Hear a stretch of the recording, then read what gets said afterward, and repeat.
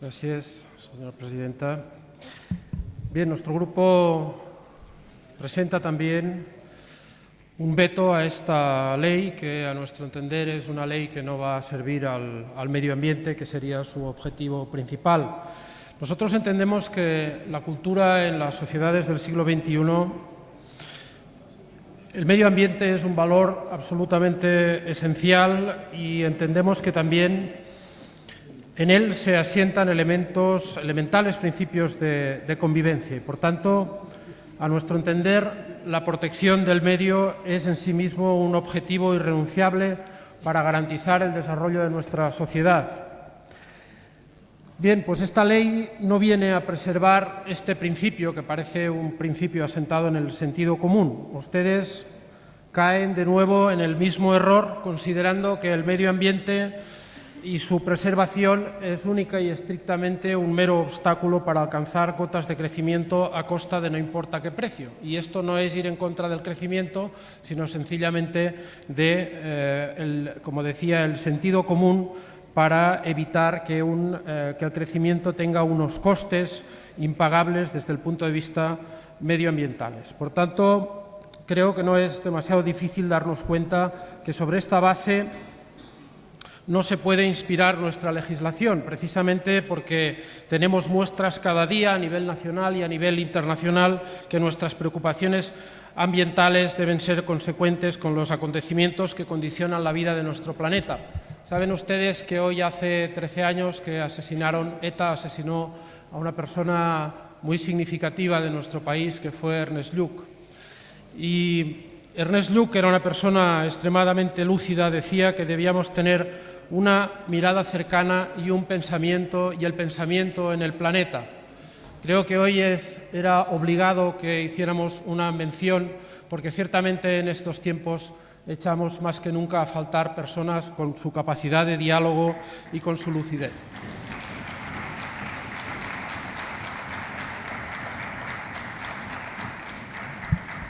Gracias, va en su memoria. Por tanto, cuando vivimos episodios climáticos graves que nos están alertando de la necesidad de actuar de forma enérgica en la preservación del medio, por lo que significa en nuestro futuro, ustedes lamentablemente están convirtiendo la evaluación de impacto ambiental en una notoria chapuza para dar cobertura de legalidad a proyectos que ahora serían absolutamente cuestionados por su impacto. Y esta es la realidad. En definitiva, estamos hablando, señorías, del fracking, estamos hablando del proyecto Castor o de 75 proyectos de perforación de nuestras costas que están en la cola, previstos para que, sin evaluar correctamente estos riesgos, puedan hacerse realidad en un futuro inmediato. Y ciertamente el senador Saura lo ha hecho con una precisión que me ahorra el alargarme en este tema, pero es cierto que cuando el Consejo de Estado les plantea que deben respetar el principio de precaución que ha de inspirar una praxis legislativa, pues ciertamente a nosotros nos parece que ustedes en este caso han hecho caso omiso, si bien han modificado efectivamente la literatura del texto, pero ciertamente han hecho caso omiso a este principio, ¿no? Y esta ley efectivamente comete algunas omisiones que nos parecen omisiones y, a nuestro entender, errores que nos parecen de calado. Es decir, este cambio del silencio administrativo que pasa a ser favorable, o la fase de consulta previa, que en los países de nuestro entorno es un hecho absolutamente elemental, pues esta ley lo obvia o, en todo caso, lo invierte para, en definitiva, convertir el trámite en una pura y simple simplificación estética de lo que tendría que ser la evaluación de impacto ambiental. Y lo ha dicho también el senador Iglesias con mucha contundencia, y es cierto, en esta ley lo que se perpetúa es el si pagas puedes contaminar, es decir, estamos mercantilizando absolutamente el derecho a contaminar.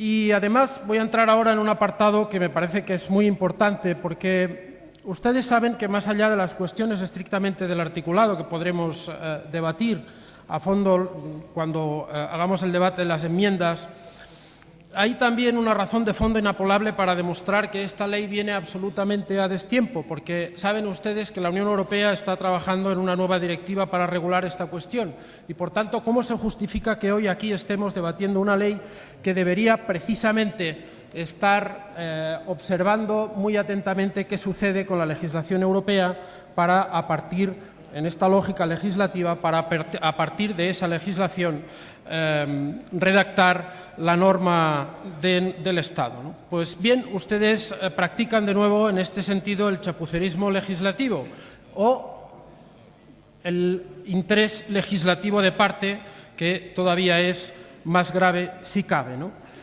Por tanto, el ministro ante esto decía en el Congreso de los Diputados que efectivamente y él ya sabe lo que va a decir Europa. Bien, a nosotros nos parece que ciertamente es un argumento de poco peso, ¿no? Pero es que además ustedes en la tramitación de esta ley se han saltado los procesos de participación pública de una ley que los requiere, porque precisamente si algo es por esencia compartido y debe ser participado por la sociedad, esto es el marco legal en materia de medio ambiente. Pues bien, ustedes han pasado por encima de los procesos participativos de las comunidades autónomas y, por supuesto, de los grupos políticos. Ustedes aplican en esta legislación el decretazo, la vía de urgencia, como si este país ciertamente hubiera perdido la memoria, como si ya no recordáramos que nuestro país es una democracia y que las democracias, más allá del obtuso rodillo, existe y ha de existir el debate y las formas sobre las que se asientan estos principios que, por fuerza, a nuestro entender, han de ser principios compartidos. Señorías, nos parece que la democracia no puede ser la imposición de la mayoría sobre la minoría. La democracia ha de ser precisamente el encaje de la diversidad y eso no se hace, se lo aseguro, con el rodillo, ni a decretazo ni a base de dedazo. Se hace con procesos inclusivos, participativos, procesos en los que, como he dicho, se asientan principios compartidos que dan solidez a la sociedad democrática. Ustedes han abusado de los reales decretos, lo han hecho de forma reiterada, hasta unos 46 se han aprobado hasta ahora y, cuando no, lo hacen con procedimientos de urgencia en leyes como la que vamos a debatir, que evidentemente no tiene ninguna justificación la urgencia con la que ustedes la han planteado. Si no es para ir, lo ha dicho también el senador Saura, precisamente contra esa transparencia, contra la ley de transparencia que ustedes han aprobado también en este Pleno. A nosotros nos parece que en democracia todo es importante. El número de los reales decretos o los procedimientos injustificados de urgencia, porque son un indicador relevante con el que se puede cuantificar y que se debe tener en cuenta cuando hablamos de calidad democrática. El Gobierno, actuando de esta forma, ignora al Parlamento, perjudica la calidad de la democracia del país. Y si el Gobierno abusa de fórmulas legales sin base alguna y si además no da explicaciones, señorías, debilita la democracia.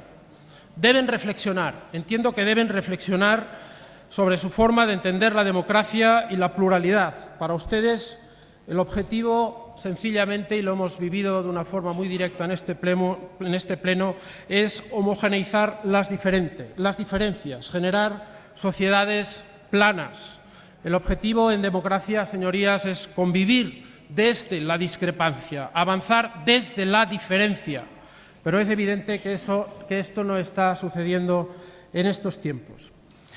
Y además, si esto no es suficiente, ahora utilizan ustedes las enmiendas de su propio grupo para modificar leyes de un alcance que superan absolutamente los objetivos de la propia ley. Y me estoy refiriendo efectivamente al trasvase Tajo Segura, del que el senador Joan Sabaté hablará más ampliamente en el turno de portavoces, pero que, como han dicho los que me han precedido en el uso de la palabra, me parece de una gravedad sin paliativos. En primer lugar, porque han quebrado un mecanismo interterritorial de la Ley del 85, han vulnerado el principio de unidad de Cuenca y se rompen los controles institucionales. Por tanto, me parece que esta es una cuestión grave a la que le dedicaremos el turno de portavoces. Hay además una invasión competencial, existe un proceso de recentralización, como en otras leyes, que invade efectivamente las competencias de las comunidades autónomas. Ustedes han elevado las reglas a procedimientos de carácter básico y, evidentemente, eso es a las comunidades autónomas a quien tocaría desarrollar esta legislación.